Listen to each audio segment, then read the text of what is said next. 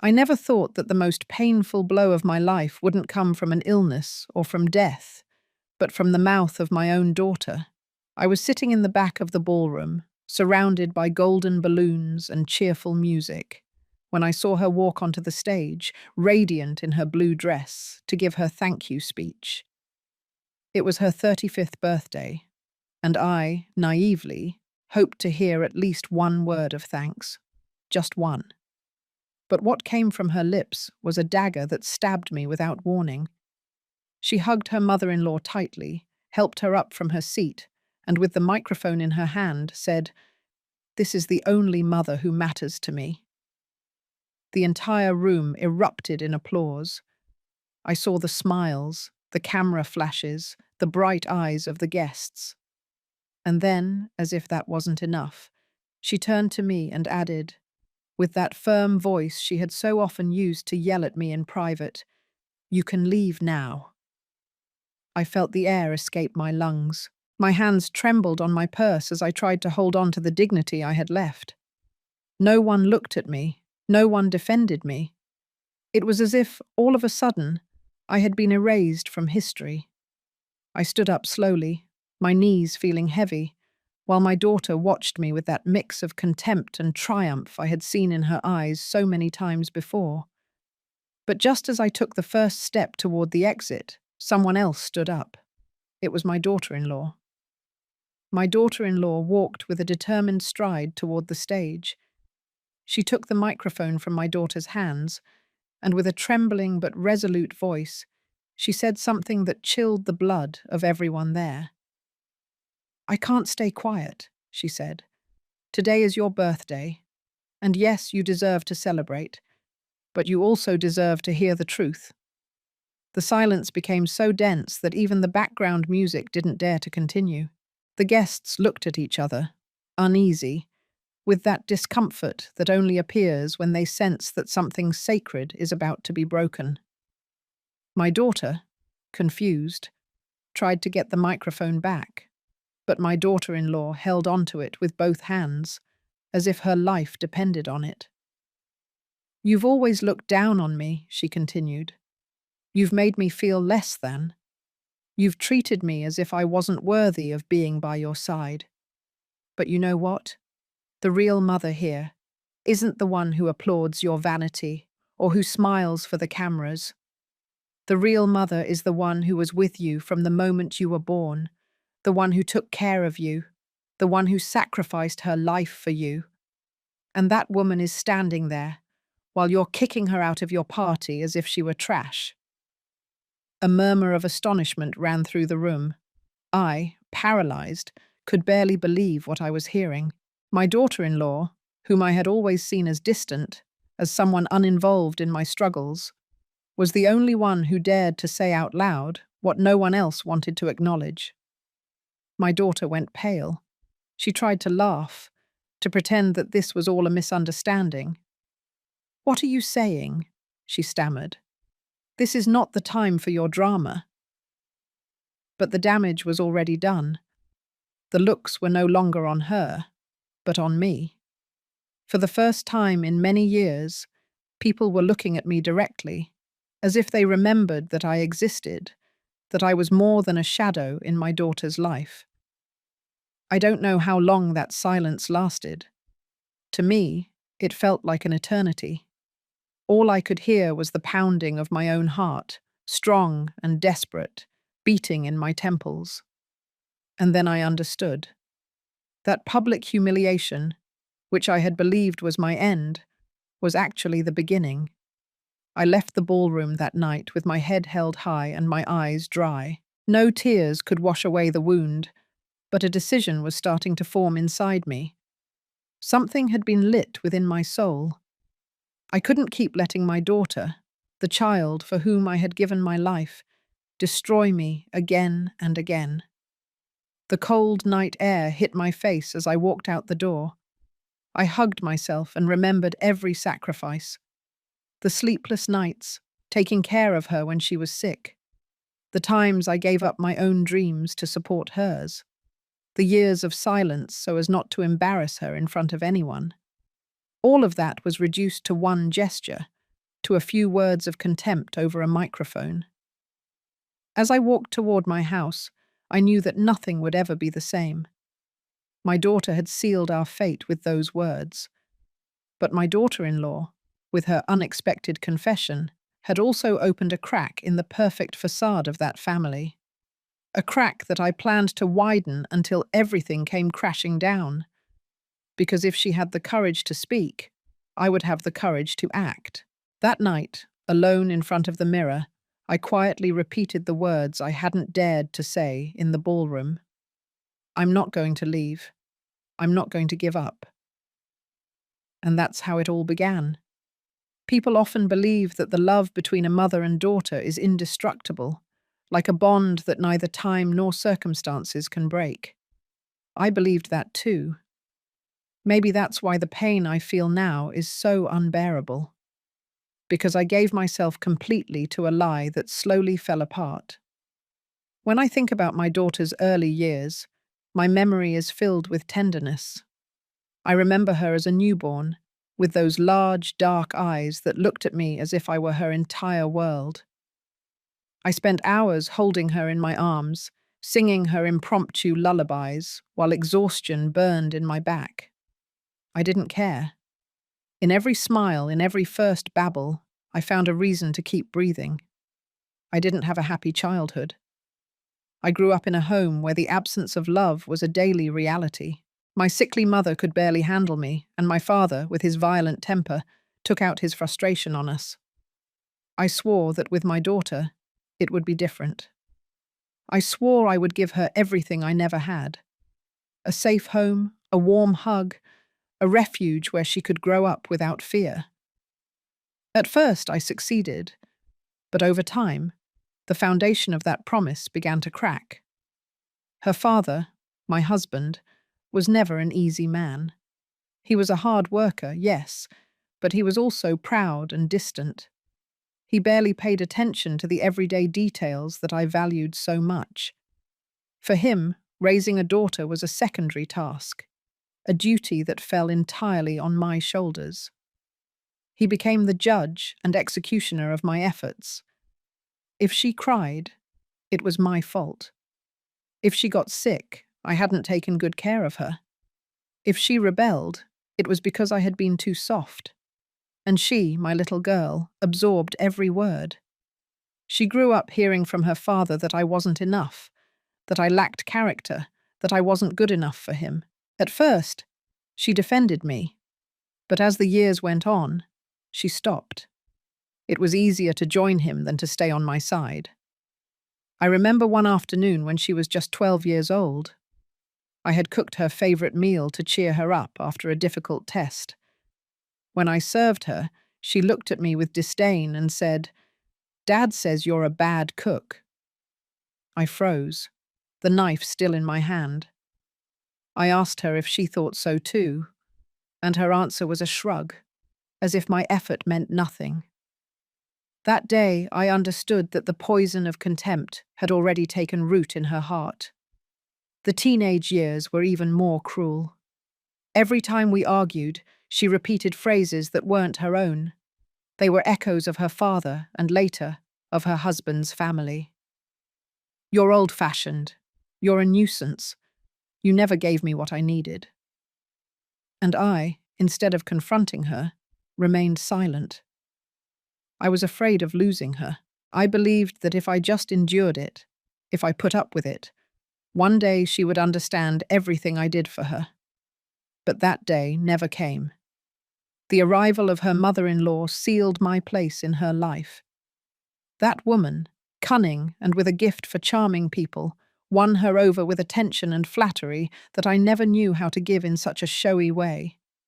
She had money, connections, and sweet words that sounded like music to ears hungry for recognition. My daughter began to compare me to her, to see in that woman what I couldn't offer. And each comparison left me more relegated, smaller, more invisible. Little by little, I began to notice that family invitations were becoming fewer, that the photos she shared on social media never included me, that in conversations I was barely a footnote, an uncomfortable memory she preferred to hide. When did I lose my daughter? That's the question that keeps me up at night. Maybe it was the day I accepted silence instead of demanding respect. Maybe it was when I chose to be quiet rather than confront her father. Or maybe it was even before that, since the pain of my own childhood prevented me from teaching her to love me. The truth is, while she was growing, I was fading away. And by the time I wanted to react, it was already too late. She had replaced me. She had found in another woman the mother figure I always dreamed of being for her. And yet here I am. Despite everything, I still feel love. A wounded, mutilated love, but still alive.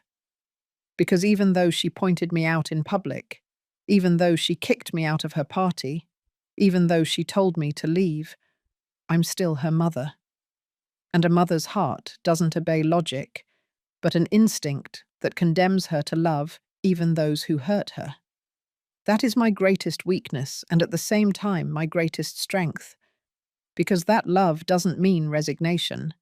On the contrary, it means that I won't give up, that even if my daughter denies me, I have a right to the truth. And if she chose to forget it, I will make it my business to remind her, even if it hurts. What happened on her birthday was not an accident. It was the result of years of silence and contempt. But it was also the beginning of something new, because now I know that I am not willing to continue living in the shadows. If my daughter wants to bury me alive, she will have to watch me rise from that grave and give her back every word, every gesture, every act of contempt. And I will not do it with yelling or with violence. I will do it with the truth.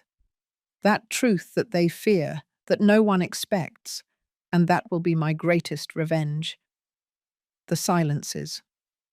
If I had to describe my life in one word, that would be the most accurate one. Because what destroyed my relationship with my daughter wasn't just the yelling, the arguments, or the contempt. It was the prolonged silences, filled with an invisible poison that accumulated day after day until it suffocated me. At home, my husband was the one who spoke, and I learned too early that contradicting him was useless. He imposed his version of life, and we, both my daughter and I, had to accept it. The terrible thing is that, over the years, she not only accepted it, she admired it. He became her model of authority, her reference. I, on the other hand, was relegated to the role of a secondary figure, a faded backdrop. I remember one dinner in particular. My daughter was about 16 years old. It was just the three of us at the table, and she was excitedly talking about wanting to study music. She had talent. From a young age, she showed a sweet voice and a good ear. I encouraged her. I told her she should follow her dreams. But her father laughed with contempt. "Music," he said, with that voice that chilled the air. "Music doesn't put food on the table. That's for mediocre people. You will study law, like your cousin." I tried to intervene. "Let her choose. Don't force her." He stared at me, and before I could continue speaking, my daughter interrupted me. "Dad is right. You don't understand." And the silence fell on me, heavy as a wall. That was just one example among many. Every time I tried to offer her support, my voice was buried under the echo of his.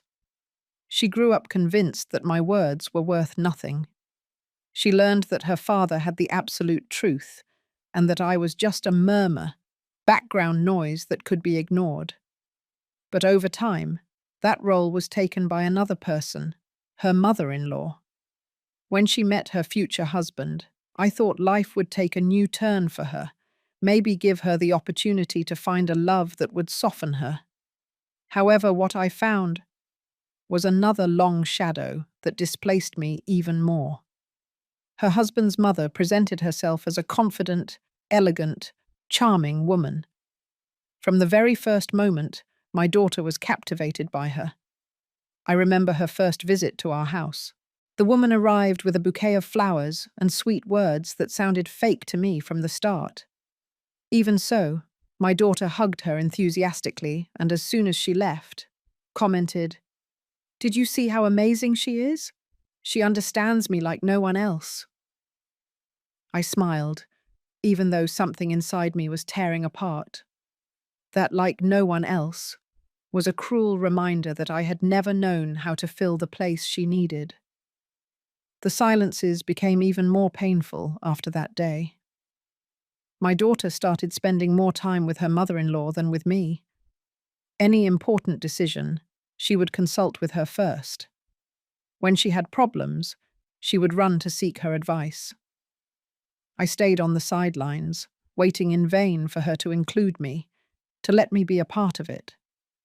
But the only thing I received were cold silences, looks that passed me by, and short phrases that shut down the conversation. The humiliations came later, almost without me realizing it.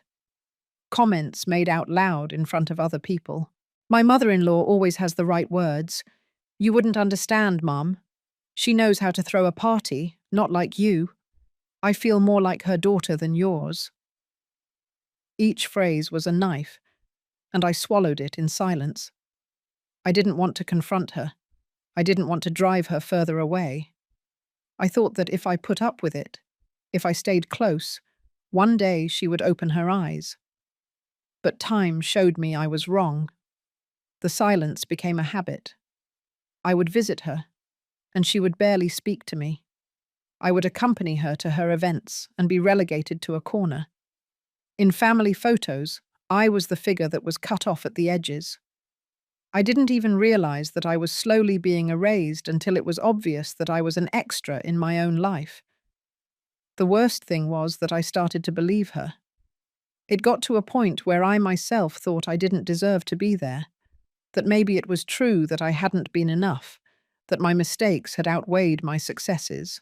I sank into a quiet sadness, into a bitter acceptance that my place had been taken, and that no one, not even my daughter, would fight to give it back to me.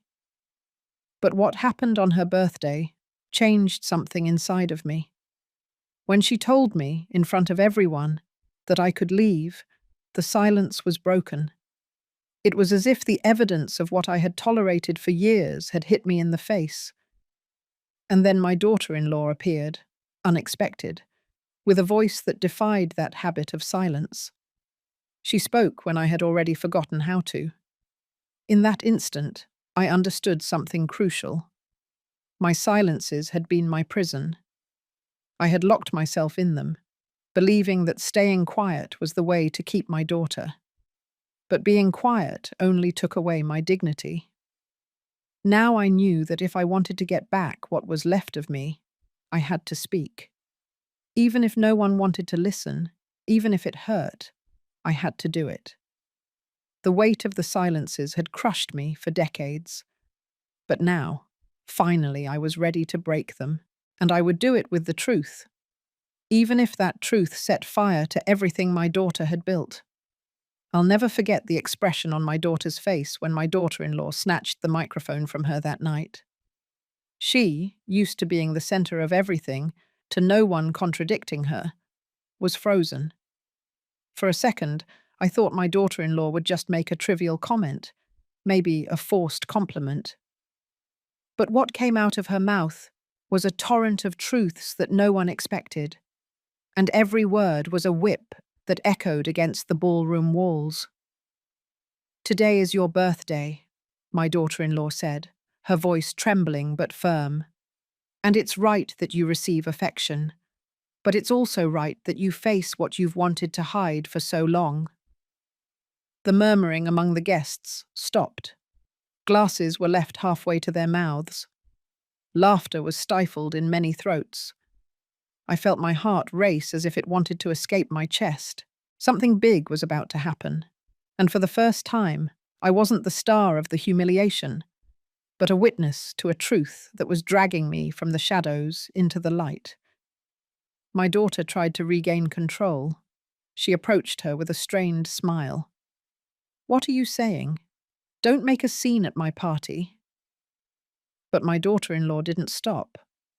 I saw her grip the microphone with both hands, as if she were holding a weapon. "Your mother gave you everything she had," she continued, "and you, instead of thanking her, have made her your target of contempt. You've allowed others to humiliate her, and you've joined in the mockery, as if it were a sport. Do you know what it's like to see a mother leave your house crying because you treated her like a stranger?" "I do, because I've seen it." A murmur of surprise ran through the room. I, with my throat constricted, could barely breathe. I didn't expect that defense. I had never imagined that someone, especially my daughter-in-law, would have the courage to expose in front of everyone what I had suffered in silence. My daughter, nervous, looked at the guests. "Don't pay attention to her," she said, laughing forcedly. "She always exaggerates." But my daughter-in-law took a step forward and lowered her voice, as if speaking directly to her. "It's not an exaggeration. It's the truth you've hidden under your parties and applause." The tension became unbearable. I could see my daughter's mother-in-law sitting upright in her chair, with her lips pressed together and a furious look. She couldn't stand that her kingdom of perfection was trembling, and my daughter, seeing herself exposed, began to lose control. "Be quiet," she yelled at her. "This isn't your moment." My daughter-in-law looked at her calmly, and it was that calm that made her tremble even more. "No, this isn't my moment," she replied. "It's your mother's, the one you snatched away years ago." The words hung in the air like a verdict. I felt my legs tremble, but not from weakness, but from a strength I hadn't remembered feeling in a long time. It was as if my daughter-in-law's voice had given me back the dignity I myself had buried. The guests didn't know where to look. Some watched me with compassion, others with shame, others with a mixture of surprise and respect. No one dared to applaud this time. It was too real, too raw. My daughter, on the other hand, was falling apart. I saw her face change from anger to humiliation, from arrogance to desperation. She wasn't prepared for someone to confront her, and much less in front of everyone. She had always lived believing that she could manage appearances, that with a fake smile she could hide the rot she carried inside. But that night, the masks broke. I wanted to speak.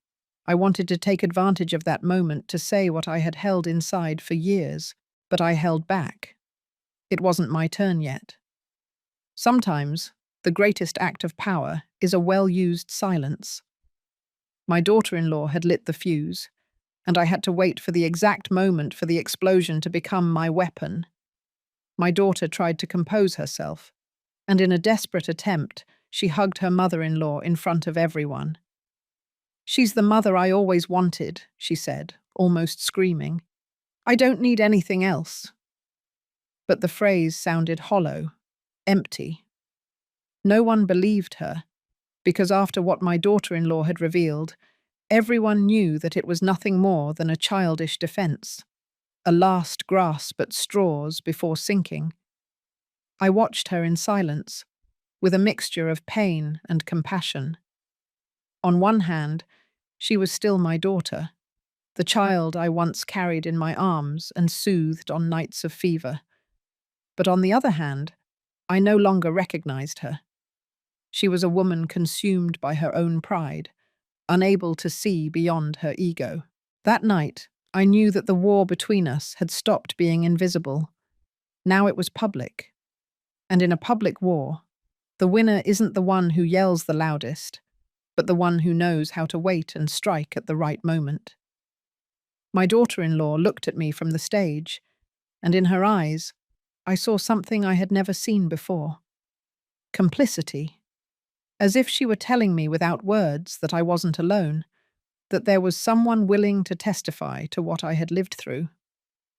And then I understood that this birthday, which had begun as my condemnation, had become my opportunity.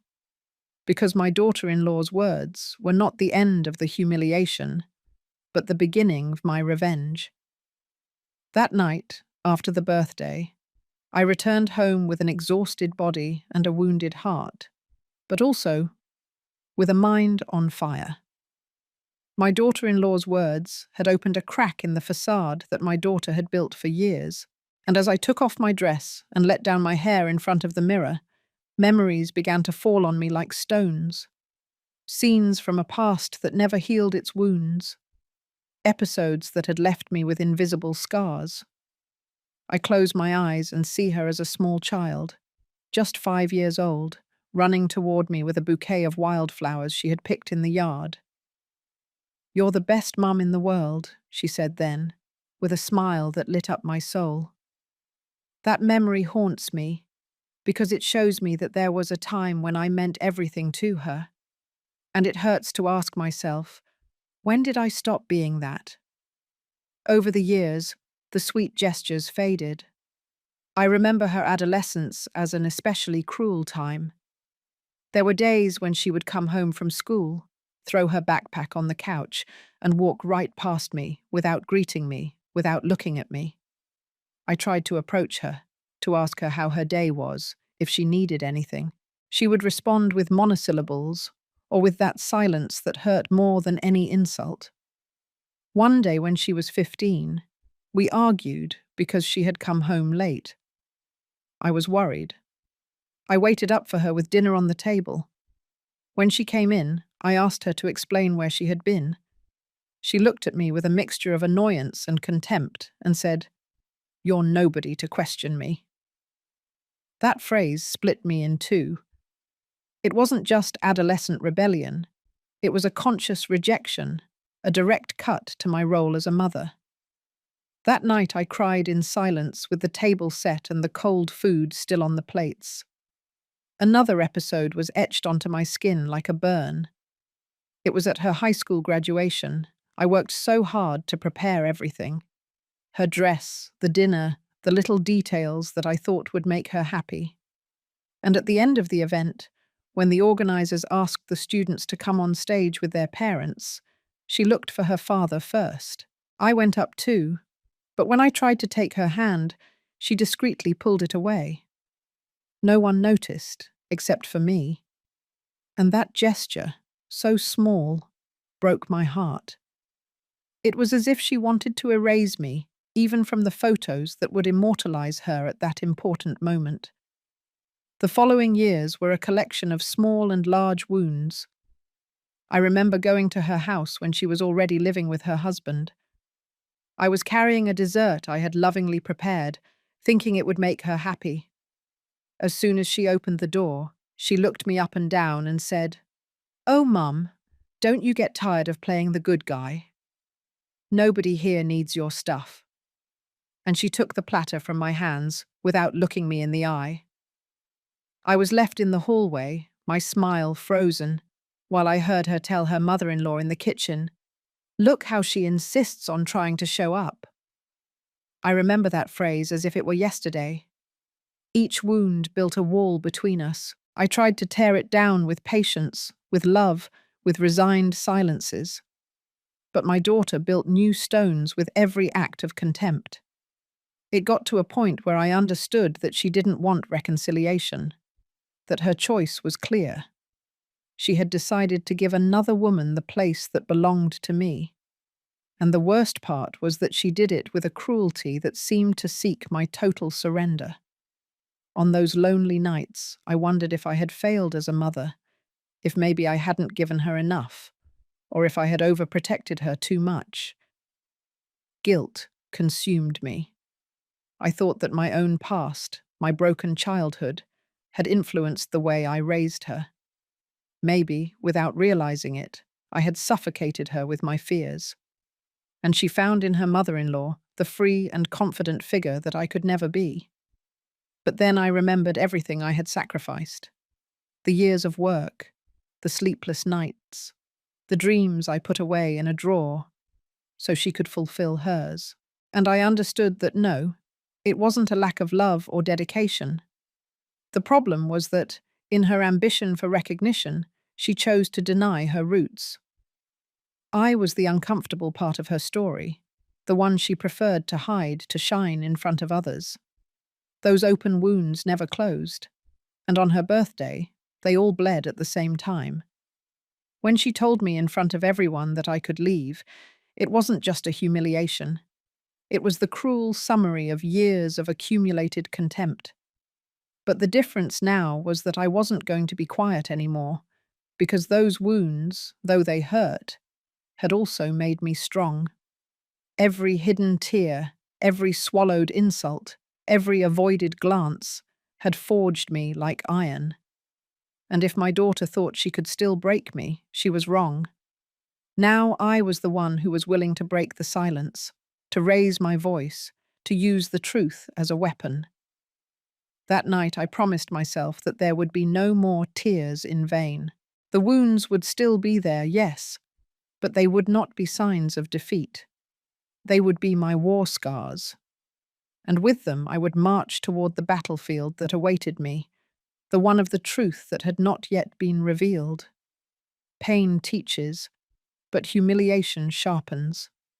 And after that party, when I heard my daughter tell me in public that I could leave, I understood that the time had come to turn my scars into weapons. I couldn't keep expecting gratitude where there was only contempt. I had been quiet for too long. I had endured snubs that left me branded like a hot iron. But that night, with my daughter-in-law's words echoing in my mind, I decided that I would no longer be a victim. A plan began to quietly germinate. It wasn't the first time I had thought about defending myself, but I always lacked the courage. This time, however, rage was my fuel. I no longer sought reconciliation or affection. I sought justice. The first thing I did was open the drawers of my memory, the ones I had kept closed for fear of what I might find. I remembered that my husband, before he died, had left a trail of economic secrets, dubious investments, and documents that he always hid carefully. For years I preferred not to look, not to ask, because I told myself it was a man's business. But now I understood that in those papers could be my most powerful weapon. I started visiting the office that had been abandoned in the house. The smell of dust and old paper accompanied me as I went through yellowed folders, sealed envelopes, and contracts that I had never dared to read. At first, I felt lost, like an intruder in my own home. But with patience, I began to decipher each line, each number, each signature. I discovered that my husband had made deals with my daughter's in-laws, financial favors that linked our destinies more than I would have liked. And there was the irony. The mother-in-law she now revered was more in debt to me than she would ever have admitted. That was dynamite, and I knew it as soon as I read it. I didn't want to rush. I sought help quietly. I contacted a trusted old friend, a retired lawyer who had always respected me. I took him the documents and asked him to explain what they really meant. I remember him looking at me with his eyes wide open. "Do you have any idea what you're holding here?" he asked. "With this, you could sink your daughter, her husband, and even her in-laws." I felt a shiver, not because it scared me, but because for the first time, I understood that I held the power in my hands. I then began to devise my strategy. I made copies of everything. I secured them in different places. I even gave a sealed envelope to my lawyer, with clear instructions in case something happened to me. It wasn't paranoia, it was prudence. I knew my daughter's arrogance and her mother-in-law's cunning too well. If they discovered what I knew, they wouldn't hesitate to attack me with everything they had. Meanwhile, in public, I continued to play the role of the fragile, almost invisible mother. I attended family gatherings. I smiled when I had to. I lowered my head so as not to arouse suspicion. No one imagined that behind that facade, every gesture, every word, every look was being calculated. The key to everything was patience. I knew my daughter would make mistakes. Her arrogance made her careless, and her need to prove that she didn't need me would lead her into dangerous territory. I just had to wait for the right moment to reveal what I had in my hands. At night, as I went over my plan again and again, I found myself thinking about the past. How had we gotten here? How had that little girl who hugged me when she fell asleep turned into a woman capable of kicking me out of her life as if I were a nuisance? Sometimes the pain almost made me hesitate, but then I remembered every act of contempt, every look of superiority, and my resolve became as hard as steel. I also thought a lot about my daughter-in-law. Her courage at the birthday party had been the spark that lit the fuse of my plan. I wondered what motivated her to speak like that, if she did it for me, or because she had also suffered at the hands of my daughter. I didn't know, but I was sure of one thing. That woman, who at first seemed like a stranger, could be an unexpected ally. The plan wasn't just about exposing my daughter and her mother-in-law's financial and social truth. No, it was bigger. I wanted to dismantle the facade of perfection they had built at the cost of my humiliation. I wanted everyone, absolutely everyone, to see what was hidden behind those applause, those fake smiles, and those empty speeches. One time, in front of the mirror, I dared to speak out loud, as if rehearsing for the day of revelation. "I don't want your affection," I said, imagining my daughter in front of me. "I don't need your applause. The only thing I demand is respect, and if you don't know how to give it to me, I'll take it from you with the truth." That mirror was my accomplice for weeks. I practiced words, gestures, even silences. I wouldn't improvise. When the time came, every phrase had to be precise. Every pause had to sink her further into her own lie. And while everything was brewing in the shadows, I smiled in public, accepted the snubs, pretended not to hear the taunts. Inside, however, I repeated over and over, "Wait, Elizabeth, wait. Your moment will come." That moment was closer than anyone could imagine. There are conversations a mother never wants to have with her daughter. For years, I dreamed of us sitting face to face, talking without yelling or reproaches, and maybe crying together to heal the wounds we were carrying. But when I finally gathered the courage to seek her out, I understood that the only thing I would find was a cruel mirror. My daughter reflecting, in her hardness and her contempt, the worst of her father, and of the woman she now calls mother. I invited her to my house, to the living room that had so often seen us share simple birthdays, afternoons of homework, and movies on Sundays. She arrived late, as always, with an arrogant expression and her expensive perfume filling every corner. She didn't even apologize. She sat on the couch as if she weren't a guest but the owner, and crossed her legs with an air that I found unbearable. "What do you want now, Mum?" she asked me, with that impatient tone that had so often stabbed me in the chest. "I'm busy." I looked at her in silence for a few seconds. She had so much of me in her features that it hurt. The same dark hair, the same broad forehead. But in her eyes, there was no tenderness or recognition. There was coldness. "I wanted to talk to you," I finally said. "Not as enemies, but as mother and daughter." She laughed, a dry laugh that tore me apart inside. "Mother and daughter? We stopped being that a long time ago." I bit my lip. I didn't want to cry, not in front of her. "Why, honey? Why do you hate me so much?" Her response was a look filled with resentment. "Because you were never enough. Always small, always faded, always begging for a place. Dad was right. You were a nuisance, and I didn't want to be like you." I felt the blow like a sledgehammer to the stomach. Hearing the same words from her mouth that her father had thrown at me so many times was unbearable. It was like reliving all the years of humiliation, but amplified in the voice of my own flesh and blood. "Everything I did was for you," I whispered, my voice barely audible. "I gave up my dreams, my life, so you could have what I didn't." "And what was the point?" she interrupted me. "You never gave me what I truly needed. Pride. I found it with my in-laws. She taught me how to be strong, not to depend on anyone, to have presence.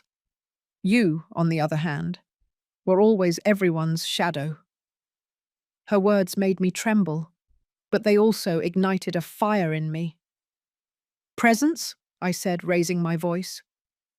"You call it presence to trample on your mother? To erase your own history? That woman wasn't with you on nights of fever. She didn't walk you to school in the rain. She didn't sell her things to buy you your books. That woman only showed up when you were already made, when it was easy to latch onto your pride." She looked away, uncomfortable for the first time, but her pride wouldn't let her back down. "What's done is done. You chose to be invisible. Don't blame me for finding another figure who represented me better." I froze. It was the confirmation that I had lost her, that no words, no memories, no sacrifice could reverse the wall she had built between us. However, something changed in me at that moment. I no longer felt sadness. I felt rage. A cold, calculated fury that didn't lead me to yelling or begging, but to the certainty that I had to move forward with my plan. She had made her decision to disown me. I would make mine, to show her that not everything in life can be erased or replaced. "All right," I said, standing up. "If that's what you think, then there's nothing more to talk about." She smiled with that triumphant smirk I knew all too well. "Finally, you understand." But she didn't understand anything, because while she thought she had defeated me, I already had in my hands the pieces that would bring down the castle of arrogance she had built with her mother-in-law. I walked her to the door. Before leaving, she turned and delivered one last blow. "When I talk about my mother, I don't think of you. Get used to it." I closed the door slowly, my heart on fire. I leaned against the wood and let out a deep sigh. I didn't cry, not anymore, because instead of tears, what ran through me was a new energy, an absolute certainty. She had given me the reason not to stop. At that moment, I understood that my daughter had become a mirror of everything I hated. Her father's arrogance, her mother-in-law's manipulation, the coldness of misunderstood power, and I would no longer try to save her from herself. My mission now was different: to rip that mirror away and show it to her in front of everyone, even if it was the last thing I ever did. Because if she wanted to see me as a shadow, she would learn that shadows also know how to envelop everything, to the point of suffocating the light that believes itself to be eternal. Just when I thought everything would end in that private confrontation with my daughter, the unexpected voice of my daughter-in-law appeared again. She, who had lit the first spark at that birthday party, returned with even greater force. And this time, she didn't just speak for me. She spoke against the entire facade that my daughter and her mother-in-law had built for years. It happened at a family gathering, one of those that seemed designed to show a perfect portrait.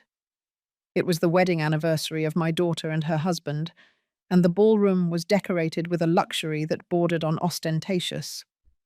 Guests, imported flowers, cameras capturing every gesture.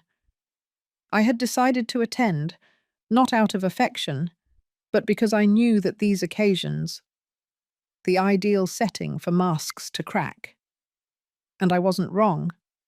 My daughter's mother-in-law, dressed in an elegant suit with a rehearsed smile, strutted around like a queen among the attendees.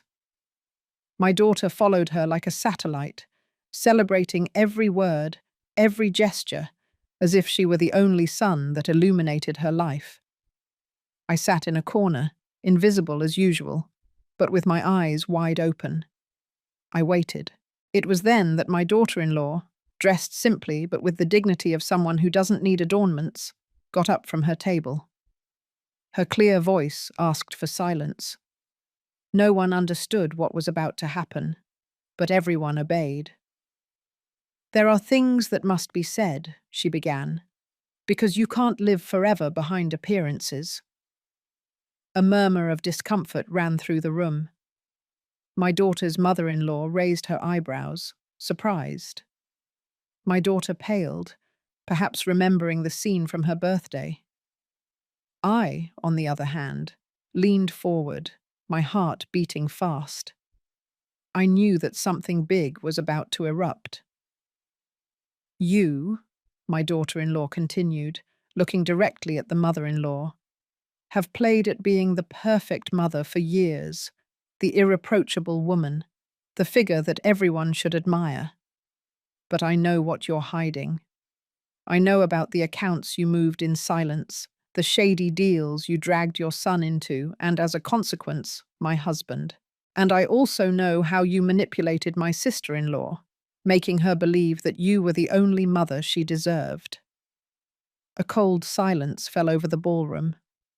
I saw the mother-in-law's smile crack, her face tighten with contained fury. My daughter, desperate, tried to interrupt her. "Stop it! What are you trying to do with all this? It's ridiculous!" But my daughter-in-law didn't stop. "What I'm trying to do is tell the truth. Or do you want me to show the documents I'm holding? Because I have them. I've seen transfers, contracts with fake names, agreements that were signed behind the family's back." The guests began to whisper. Some discreetly took out their phones. Others exchanged looks of astonishment. The perfect scene was crumbling like a house of cards under an unexpected gust of wind. I watched everything with a mixture of satisfaction and disbelief. I hadn't lifted a finger. But my daughter-in-law was fighting the battle I had planned in silence. It was as if fate had put an ally in my path that I never looked for, someone who had also suffered under the manipulations of that family, and who was no longer willing to be quiet. The mother-in-law finally stood up. Her voice, filled with rage, resonated in the ballroom. "This is slander, a lie made up to destroy me." But her hands were trembling. That trembling was the clearest confession. She was afraid. My daughter ran toward her, hugged her in front of everyone, as if with that gesture she could protect her. "Don't listen to her," she yelled. "It's just jealousy, a trap." However, her words no longer held the same weight. No one listened to her with credibility. The shadow of doubt had fallen over her impeccable stage, and in those circles, one shadow is enough to turn off all the lights. I, sitting in silence, let everything happen. I didn't need to intervene. It was like watching a chessboard, where, without moving my own pieces, I saw the enemy's pieces fall one by one. When she was done, my daughter-in-law left the microphone and walked out of the ballroom. She didn't seek my gaze. She didn't wait for applause or support. She simply left with the serenity of someone who has done what their conscience dictated. When the door closed behind her, chaos erupted. Guests whispering, others leaving with quick excuses, journalists improvising headlines in their heads. The mother-in-law tried to compose herself, but it was too late.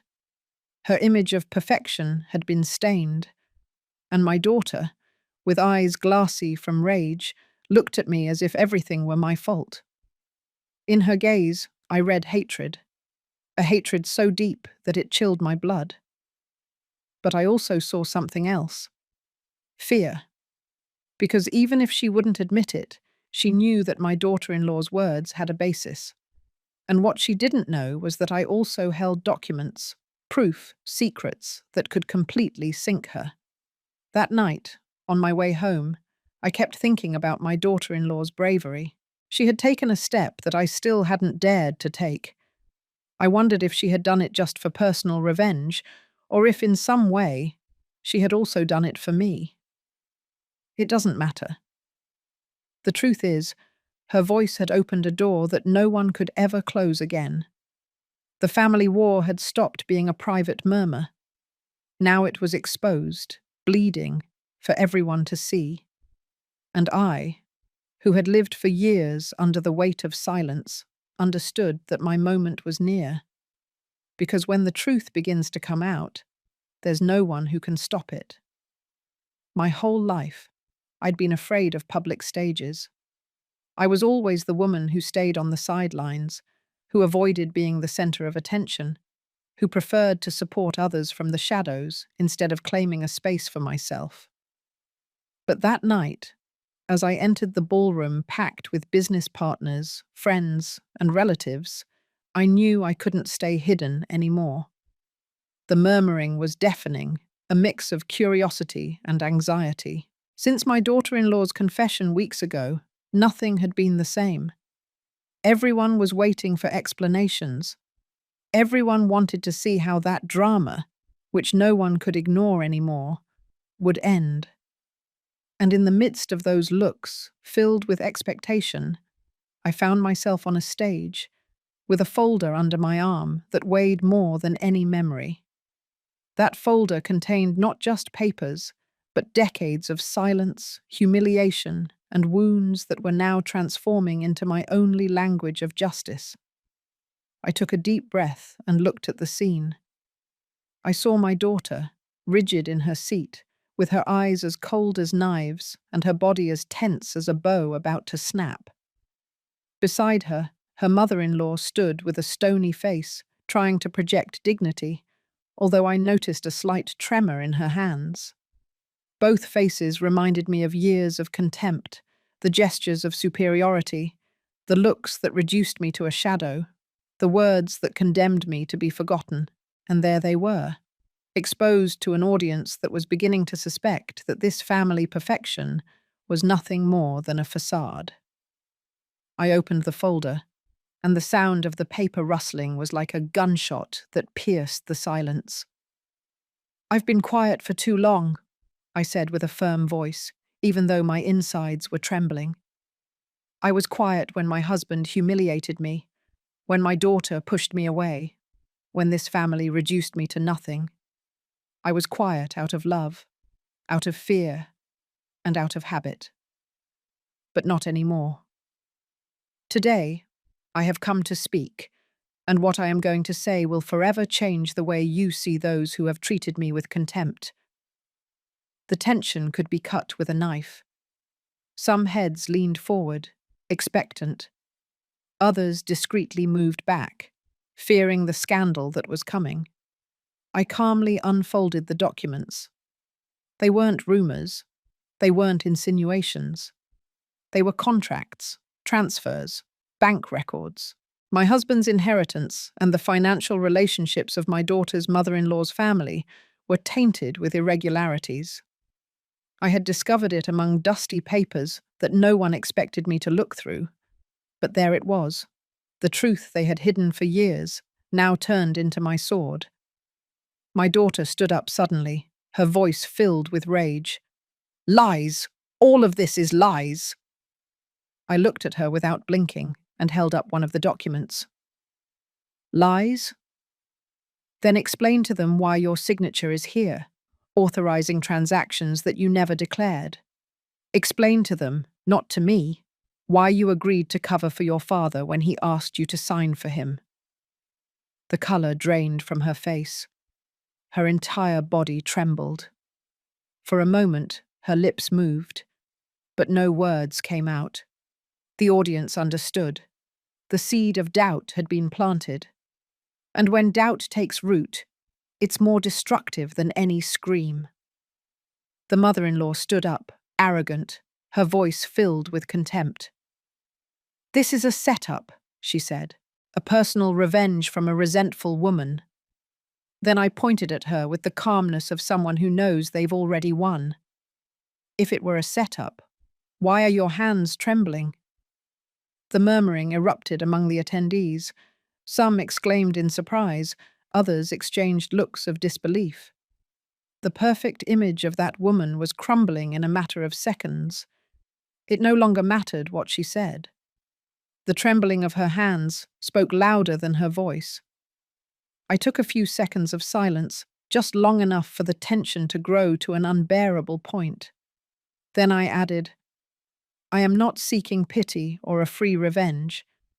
The only thing I want is for the truth to come to light. And here it is, in these papers that will be validated by notaries, in these documents that cannot be erased or ignored. They wanted to erase me, but memory cannot be erased. And today that memory exposes them in front of everyone." The notaries present confirmed the authenticity of the documents. The business partners, outraged, began to murmur among themselves. Some even left the room in a hurry. Those who stayed looked at my daughter with a mixture of contempt and disappointment. She collapsed in her chair, her eyes overflowing with tears that were not of repentance, but of rage. The mother-in-law, on the other hand, tried to keep her head held high, but fear gleamed in her eyes. She knew the mask had fallen. I closed the folder and placed it on the table with a dry thud, as if to say, "Everything has been said." I didn't need to yell. My calm, measured voice was more devastating than their screams of desperation. I walked toward the exit, while the ballroom was filled with murmurs, accusing looks, and the echo of a truth that no one could stop now. Before leaving, I turned one last time. I looked at my daughter, a huddled mess in her seat, her face buried in her hands. My voice was clear, firm, and final. "I didn't leave, and I will never leave. I am your mother, even if you deny me, even if you hate me, and my voice will always haunt you." And then I walked out the door. Outside, the night was cold, but in my chest, a flame was burning that would never go out. It wasn't joy I felt, nor peace. It was justice. A justice that had taken years to arrive, but that finally rose with the force of thunder. The night after the public trial was the first in many years that I slept without being startled. I didn't dream of yelling, or of contempt, or of scenes where my daughter turned her back on me. I didn't dream of anything, and that emptiness was more restorative than any fantasy. When I woke up, however, I understood that there was still one more step. I had unmasked my daughter and her mother-in-law. I had returned the truth to the place from which they had ripped it from me, but I still had to decide what I would do with what I had left. My inheritance, my name, my legacy. For decades, I believed that the assets were something distant from me, that everything belonged to my husband, that I was just the invisible guardian who kept them in order. But in my hands were now the deeds, the accounts, the contracts that proved that a large part of that fortune, directly or indirectly, belonged to me. And yet what I valued most was not the money. It was the opportunity to decide. That decision, which had been denied to me my whole life, was finally mine. I didn't want to repeat history. I didn't want to perpetuate the chain of arrogance and contempt that had destroyed my family. If my daughter had denied me as a mother, I would deny her as an heiress. I met with my lawyer in his office. He placed a draft of a will on the table that we had already worked on in secret weeks before. I read it slowly, savoring every word. It stated with all clarity that my daughter was excluded from the inheritance, that she would not receive a single cent or a single property. Everything would be destined for a fund for orphaned youth and women who are victims of violence. A smaller but significant portion would be given to my daughter-in-law, the only one who had had the courage to raise her voice when everyone else was quiet. My lawyer looked at me with caution, as if he feared I would change my mind. "Are you completely sure?" he asked. I nodded firmly. More sure than of anything else in my life. My grandchildren will have to make their own way without depending on a last name, and my daughter will learn, even if it's late, that not everything in this life can be bought with arrogance. I signed the document with a calmness that surprised me. It was like closing a circle that had been open for decades, as if with that signature I was burying, once and for all, the shadow of my husband and the wound my daughter had left on me. For the first time, I felt that I wasn't the one obeying, but the one deciding. In the days that followed, rumours swirled. The news leaked quickly. The widow had disinherited her only daughter. The local newspapers published it, some with scandalous headlines, others with an almost poetic tone. Society, which had so applauded my daughter's union with her perfect mother-in-law, now delighted in the fall of her mask. And in the midst of all that commotion, I remained calm, watching from my window as the storm raged outside. It didn't take long for the reaction to come. One afternoon, my daughter burst into my house without announcing herself. She was distraught, with eyes red from crying or yelling, I don't know which.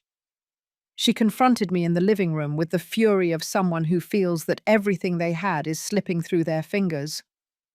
"How could you do this to me?" she yelled. "I'm your daughter, your only daughter." I looked at her calmly. "Daughter, do you remember that night when you said, in front of everyone, that I could leave? That day you were the one who disowned me." Her lips trembled. She tried to retort, but couldn't find the words. I continued speaking, this time without trembling, without fear. "You had me your whole life and you treated me with contempt. Now you will have to learn what it means to live without me, without my support, without my inheritance. Maybe then you will understand the value of what you lost." She stood there for a few seconds, as if waiting for me to break down, to regret it, to run and hug her. But I didn't. I remained upright, with my head held high, showing her that the invisible woman no longer existed. Finally, she left, slamming the door, and her fury was trapped in the walls, while I was left in peace. Over time, my decision began to bear fruit. The foundation I created opened its doors. Children who had never had a home found shelter. Women who had been silenced regained their voice. And I, seeing their illuminated faces, understood that this was the true legacy I wanted to leave. Not the wealth stained with deceit, not the empty titles of a broken family, but something that would truly transform lives. Sometimes, at night, I think about my daughter. I wonder if she will ever understand that what I did was not out of hatred, but out of justice. Maybe one day she will understand. Maybe never.